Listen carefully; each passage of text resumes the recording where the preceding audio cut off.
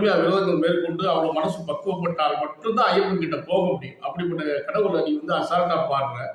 எங்க நீ மட்டும் தைரியம் இருந்தாங்க இசைவாணியை கேட்கிற. நீ தைரியம் இருந்தா ஏற்கனவே பொம்பளை போய் அடி வாங்குறத பார்த்துருப்ப.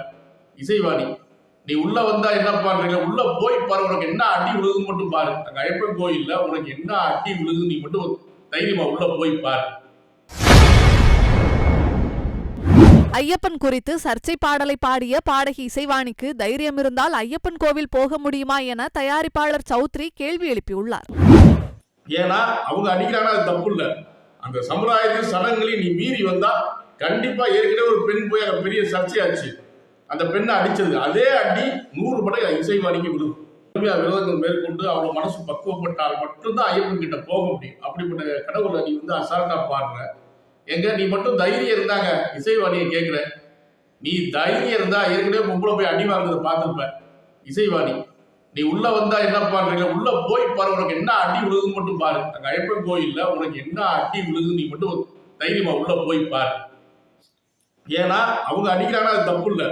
அந்த சமுதாயத்தின் சடங்குகளை நீ மீறி வந்தா கண்டிப்பா ஏற்கனவே ஒரு பெண் போய் அங்க பெரிய சர்ச்சையாச்சு. அந்த பெண்ணை அடிச்சது அதே அடி 100 மடங்கு இசைவாணிக்கு விழுகும். செய்திகளை உள்ளது உள்ளபடி தெரிந்து கொள்ள ரெஃப்ளெக்ட் நியூஸை சப்ஸ்கிரைப் பண்ணுங்க.